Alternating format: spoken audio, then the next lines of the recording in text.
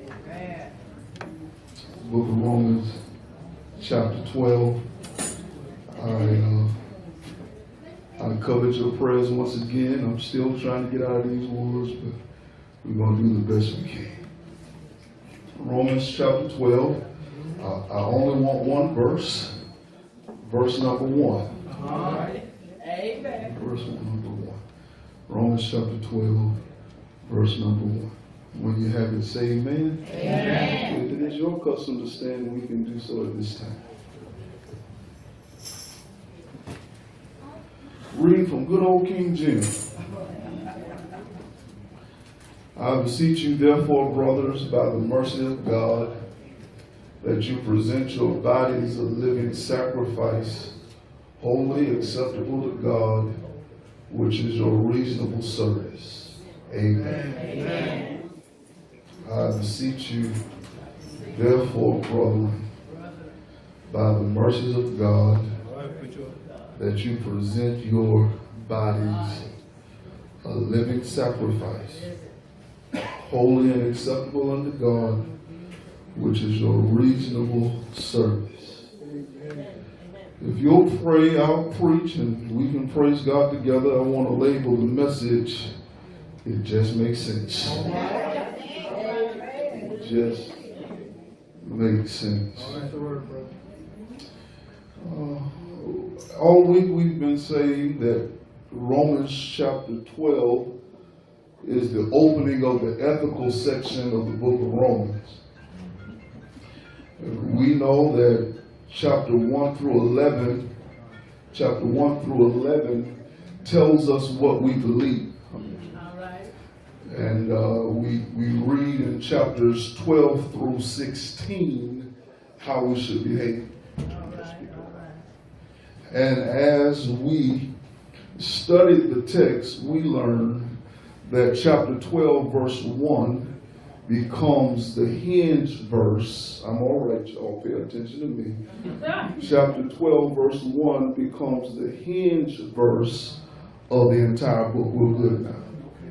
And so we studied it. We followed that train, that line, and discovered that when we stripped that verse down of all of the superfluous additions to the verse, we came down to one conclusion.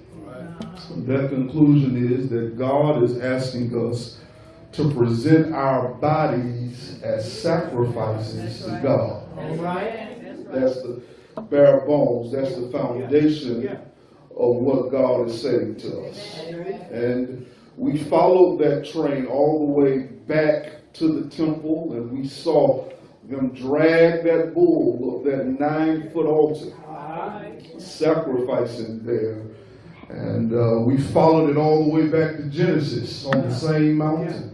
And saw how Isaac was offered but was an unacceptable sacrifice. And we found out that the acceptable sacrifice was not Isaac, it was Jesus.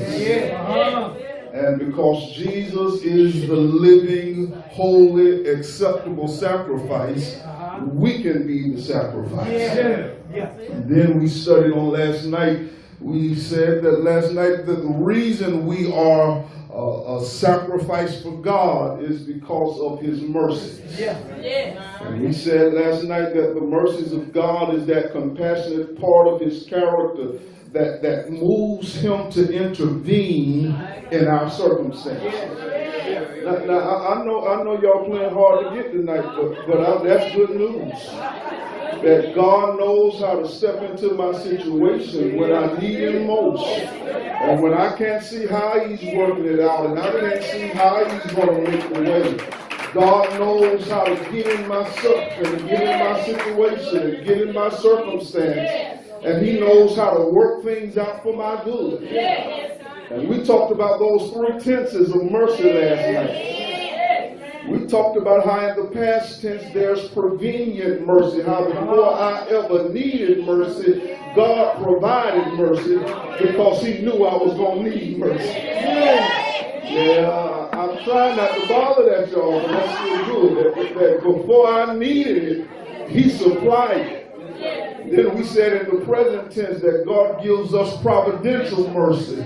That even when I make mistakes and go down the wrong road, God knows how to take my mistake and put mercy on it and still gets me where He wants me to be. Anybody in this room other than me that done something they weren't supposed to do and been somewhere they weren't supposed to be and said something they weren't supposed to say, in some way, somehow, God still blessed you in spite of you. He still opened the window in heaven and poured you out a blessing you didn't have room to receive. Even when your hands were dirty, He kept on keeping you even though you didn't deserve to be kept. He gave you providential mercy. Then we said last night that in the future tense, He gives us preservational mercy. Preservational mercy, saying that God has already made up in His mind that He's going to give me as much mercy as I need to make sure I end up where He wants me to be. That it doesn't matter what kind of storm I go through, what kind of test or trial or tribulation I may find myself in. At the end of the day, when God gets finished, He's going to put a little bit of this and a little bit of that together, and He's going to work that thing out. But I got a problem. I got a problem.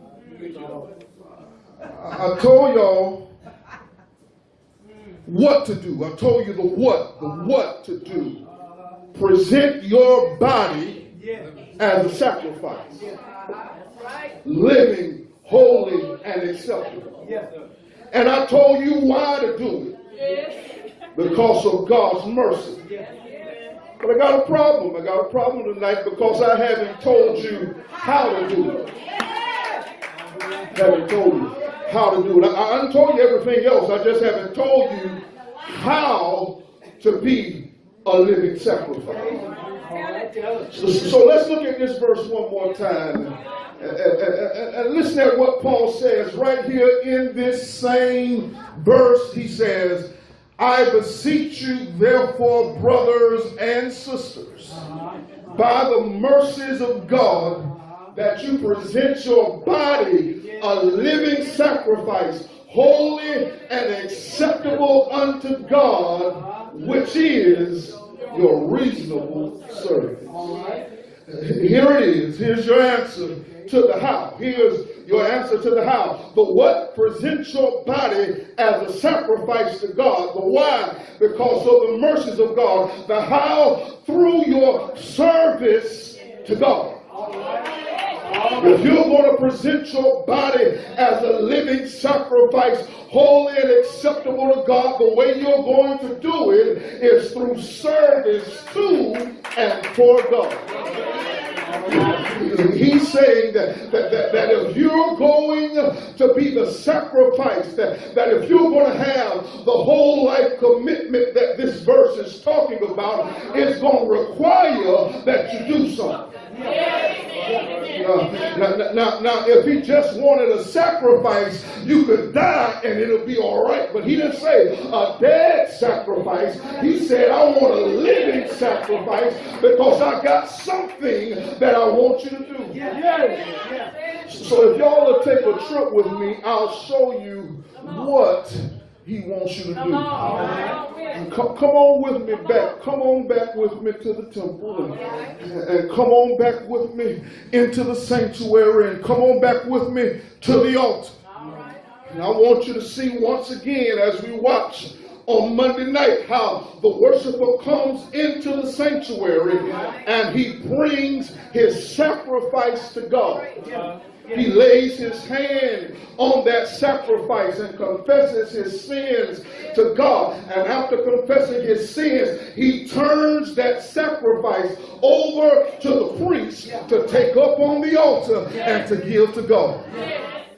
But why did he bring the sacrifice to the sanctuary? Because if we find out why he brought that sacrifice to the sanctuary, we'll find out how we are to be a living sacrifice. The first reason why he brought that sacrifice to the sanctuary was because he had to thank God for giving him something to bring in the first place.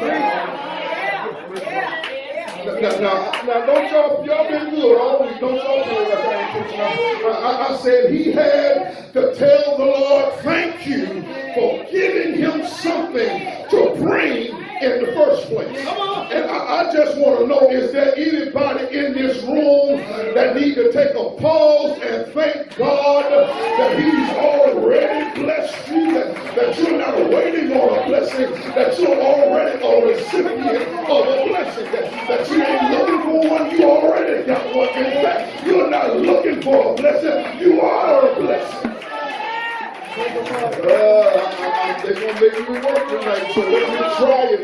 I'll show you how you blessed. You woke up this morning and had your right mind, and had a reasonable portion of health and strength, and had a roof over your head, and a car in your driveway, and had clothes on your back, and shoes on your feet, and food on your table, and money in your pocket. You're blessed.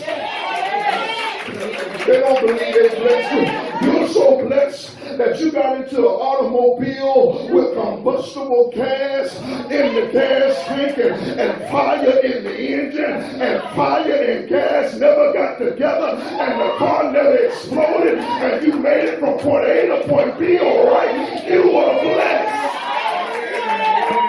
You sat down at a table and ate food cooked by somebody you don't know, cooking food from somewhere you ain't been, and you ate it and ain't sick and ain't dead. You were blessed. You took some kind of a pharmaceutical pill where they took one chemical and another chemical and put it together in a capsule, and you put it in your mouth and washed it down with some water, and your insides didn't explode. You were blessed. I'm trying to get somebody in this room to realize that you're blessed, that muscle in your chest, your heart, was communicating with your brain, and your brain told that heart to keep on beating, and that same brain spoke to your lungs and said, keep inhaling and exhaling, and you're still alive today with no influence of your own. You are blessed.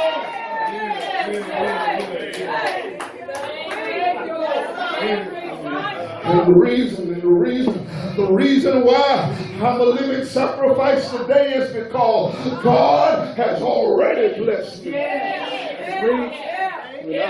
And I wish I had somebody in this room. I wish I had somebody in this room that could say with the preacher tonight that if the Lord never did anything else for me, he's already done enough. He's brought me so far, and he's brought me through so much, and he's made so many ways, and he's supplied so many needs. He's blessed me so much already that I owe him all of my praise. I owe him. Yes, I do. I owe him. I said I owe him all of my praise because couldn't nobody do that but the Lord. Has anybody ever been blessed so good that your only testimony was, can't nobody do that but the Lord? Daddy couldn't do it. Mama couldn't do it. Sister couldn't do it. Brother couldn't do it. Couldn't nobody do it. And the reason I'm on the altar today is because he's been so good to me. And see, all I've been talking about so far is material things that you can feel with your hands and see with your eyes. But I ain't just been materially blessed, I've been spiritually blessed. I want to know if there's anybody in this room that can testify about those spiritual blessings you got, that you can lay down at night and go to sleep and get some rest, that you got peace of mind, and when people are talking about you, you still got your joy, and you ain't thrown in the towel, and you ain't gave up yet, and you ain't turned your back on God. You are blessed. I just want to know, is there anybody in this room that the reason you came to Liberty on a Wednesday night and giving God the praise tonight is because he has blessed you already?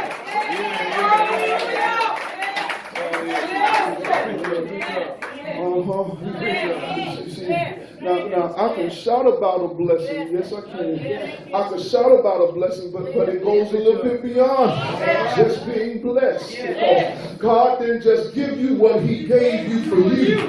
He made you a blessing so that you can be a blessing.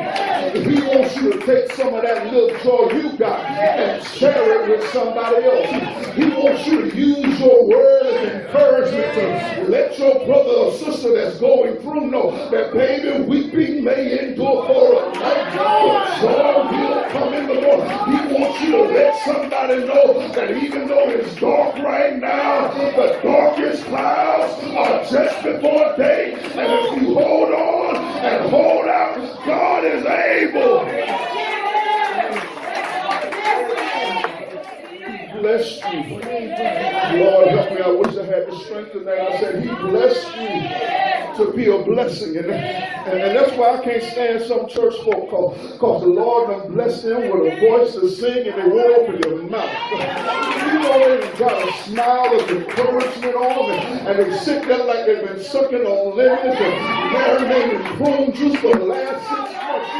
You know the Lord done blessed them, and they sit out on their seat or do nothing like God ain't never done anything for them. But I got the testimony that if it had not been for the Lord that was on my side, I don't know where I would be. And since He's been good to me, it becomes my responsibility to say that it is no secret what God can do. What He's done for others, He'll do the same. All right. That's enough for point one. That's a point. Enough for point one. All right. He brought that sacrifice. Yeah. Brought that sacrifice because he had to tell God, thank you for giving him a sacrifice to bring. And that's why you ought to be a living sacrifice, because God has blessed you already. But there was another reason he brought that sacrifice to the altar. Why he brought that sacrifice to the sanctuary. The second reason is because when he handed his offering over to the priest, and the priest took that offering up that 9-foot altar of unhewn stone and threw that beast over on the fire. And the Bible talks about how that fire, how that sacrifice will go up in smoke.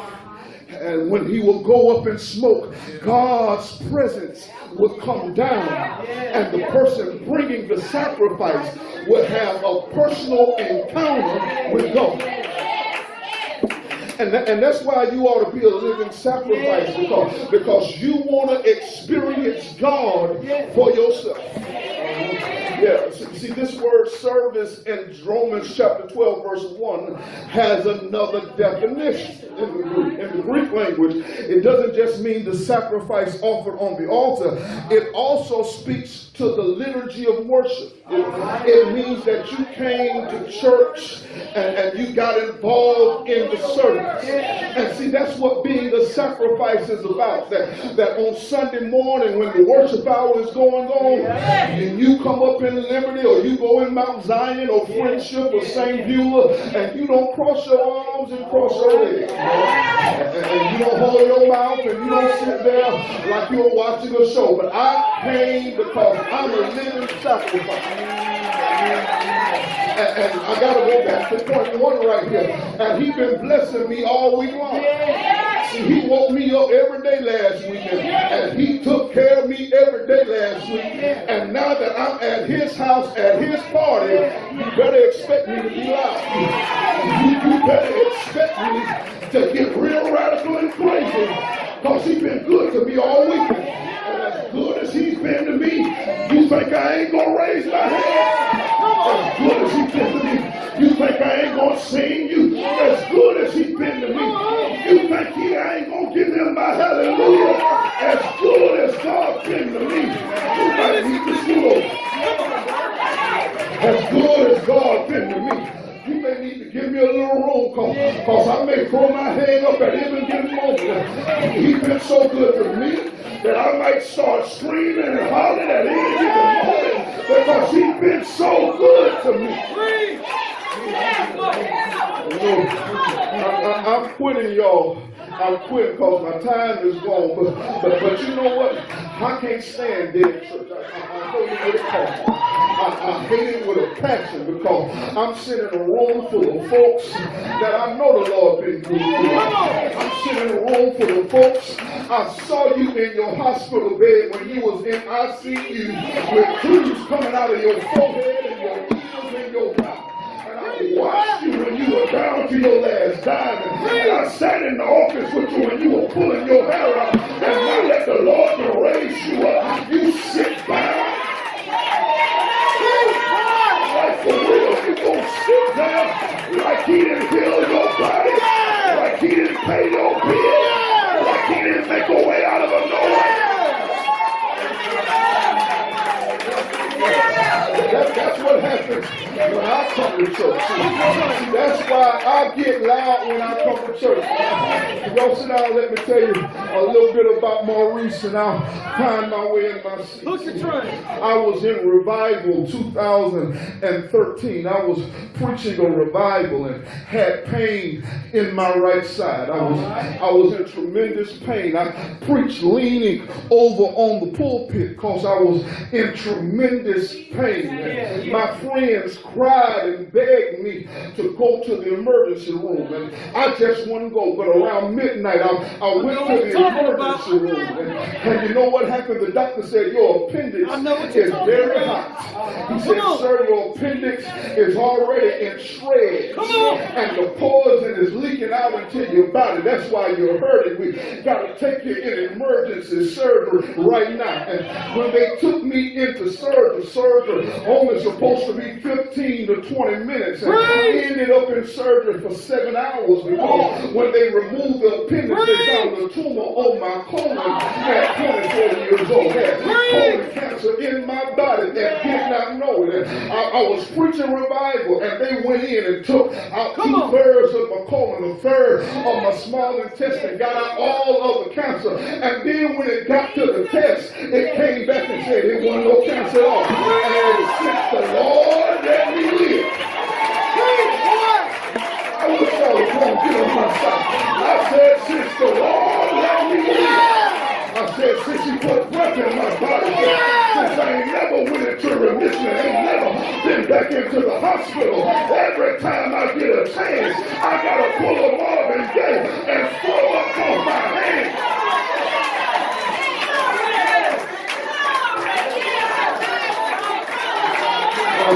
Now, I ain't got the strength to holler, and I sure want to. I wish I could holler like I want to, but I just want to know, is there anybody in here that got a testimony like I got a testimony that when you didn't know what was going on, the Lord stepped into your situation and he worked that thing out for you, and since he did, and since you're here, the best thing you ought to do is give him.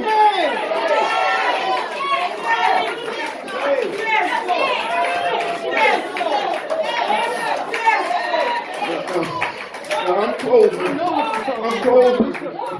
I'm closing, because I ain't got enough voice to holler. Reverend, I really want to holler. I ain't hollered all week. I want to holler. I want to holler, but I ain't got the voice to holler. But I just need about 5 of y'all that go down helping me close this revival tonight and say, what God has done for me, I can't go on. He made so many ways. He's opened so many doors. He's brought me so far that right now all I need to do is give me a little space so I can tell the Lord, thank you. Thank you. I wish I could, Lord, I wish I could, but I gotta tell him. I gotta tell him. Anybody else in this room gotta tell him like I gotta tell him. That's why I'm a living sacrifice. So every time I get a chance, I can use this big mouth of mine to tell my God, thank you. I got 2 minutes. Can I tell you why I tell him thank you? I said, can I tell you why I tell him thank you? Because he came down through 42 generations, slept in the womb of the Virgin, born in Bethlehem and lived in Nazareth, baptized baptized in Jordan, walked in Galilee, prayed over Jerusalem, and on the hill far away. Nails in his hands, spikes in his feet, 72 thorns in his brow. You know what he did? He died. Oh, help me because I can't holler. I said he died. Then he died. But he didn't stay there. This is why I'm sounding like, because early. I said early.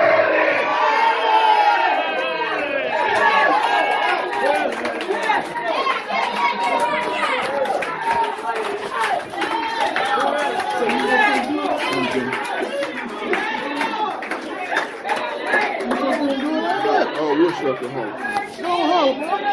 Lord, I wish I could holler.